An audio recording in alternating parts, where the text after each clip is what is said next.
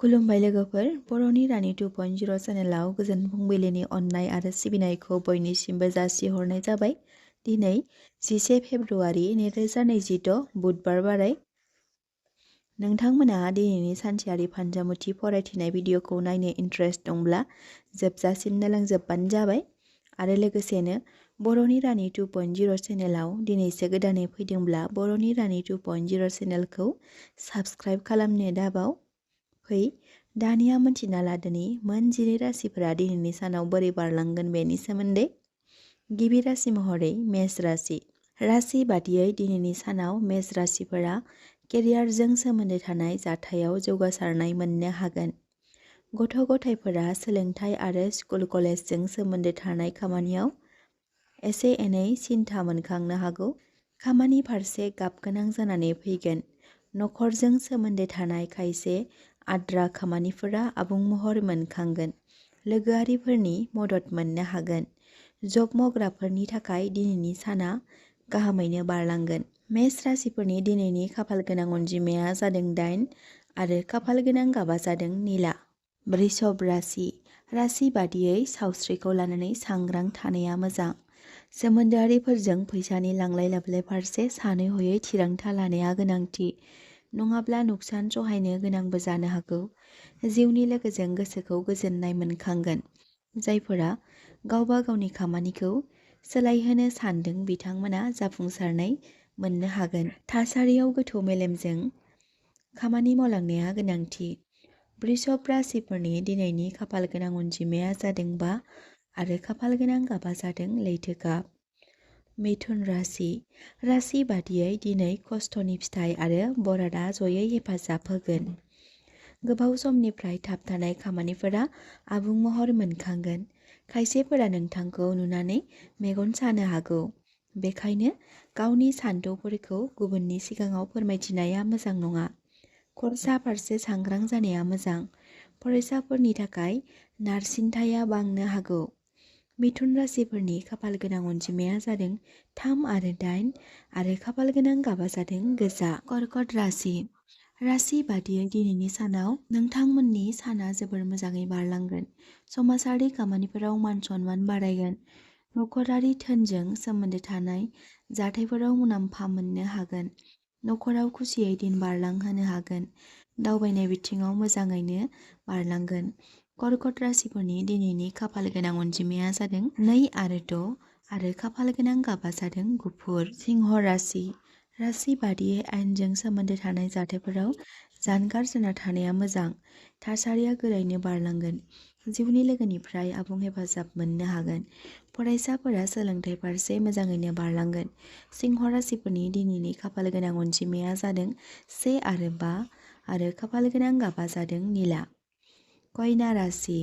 राशि बादियै दिनैनि सानाव नोंथांमोननि बरादा आबुङै हेफाजाब होगोन। जाय खामानिखौ मावनो नाजागोन बेयावनो जाफुंसारनाय मोननो हागोन। जिउनि लोगोजों बहाबा बेरायग्लांहैनो थांनो हागौ। सोमोन्दोआ गोदै मिलौदो जागोन।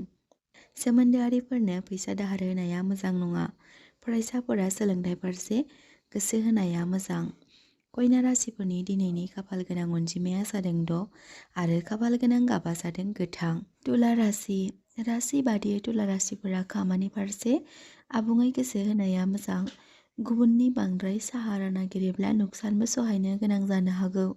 मोजां मोनलायनायफोरनि थाखाय मोजां सान। थाबथानानै थानाय आद्रा खामानिफोरा आबुं महर मोनखांगोन। सोलोंथाइ फारसे मोजां। तुला राशिफोरनि दिनैनि खाफाल गोनां अनजिमाया जादों 7 आरो खाफाल गोनां गाबा जादों सना गाब। वृश्चिक राशि। राशि बादियै दिनैनि सानाव नोंथांमोना जौगासारनाय मोननो हागोन। गोसोबादि खामानि मोननायनि थाखाय गोसोआव फोथायनाय बांगोन। लोगोआरिफोरनि मदद मोननो हागोन। बेफार फालांगियाव मुलाम्फा मोनगोन। बेलासि समाव नखरनिफोरजों सम हगार हरनो हागोन। वृश्चिक राशिफोरनि दिनैनि खाफाल गोनां अनजिमाया जादों 9 आरो खाफाल गोनां गाबा जादों गोमो। धनु राशि। राशि बादियै नोंथांमोना दिनैनि सानाव गोदान बिबानफोर मोननो हागौ। जायजों नारसिनथाया बांगोन। अब्लाबो नोंथांमोना बेखौ सामलायलांनो हागोन। खरसा फारसे मोजाङैनो बारलांगोन। लनजों सोमोन्दो थानाय खामानिफोराव जाफुंसार जानो हागोन। बेलासि समाव मोजां खामानिनि मोजां खौरां मोननो हागोन। धनु राशिफोरनि खाफाल गोनां अनजिमाया जादों 5 आरो खाफाल गोनां गाबा जादों गोमो। मकर राशि राशि बादियै खामानि फारसे बिबाना बांगोन। फरायसाफोरा सोलोंथाइ फारसे जौगासारनाय मोननो हागोन। बेफार फालांगियाव गोदान लामा गेवगोन। मोजां मोनलायनाय बिथिङाव सोमोन्दोआ गोरा जागोन। लोगोआरिफोरनि आबुं हेफाजाब मोननो हागोन। मकर राशिफोरनि दिनैनि खाफाल गोनां अनजिमाया जादों 4 आरो खाफाल गोनां गाबा जादों निला। कुम्भ राशि राशि बादियै नोंथांमोना दिनैनि सानाव मान सन्मान बारायहोनो हागोन। बिदा फंबायनि हेफाजाब मोननो हागोन। मिथिंगानिफ्राय मुलाम्फा मोननो हागोन। गोजाम खामानिनिफ्राय गोदै फिथाइ थायगोन। बेफार फालांगियाव सानै हयै नायबिजिरनाया मोजां। कुम्भ राशिफोरनि दिनैनि खाफाल गोनां अनजिमाया जादों 8 आरो खाफाल गोनां गाबा जादों अख्रां गाब। मीन राशि राशि बादियै नोंथांमोननि गोहोआ बांगोन। खस्थ'नि गोदै फिथाइ थायहोनो हागोन। बिदेशजों सोमोन्दो थानाय जायगायाव मुलाम्फा मोननो हागोन। जिउनि लोगो आरो गथ' गथायनि गेजेरजों गोसोखौ खुसि मोनखांगोन। मोजां मोनलायनायफोरनि थाखाय मोजां सान। मीन राशिफोरनि दिनैनि खाफाल गोनां अनजिमाया जादों 3 आरो खाफाल गोनां गाबा जादों गोमो।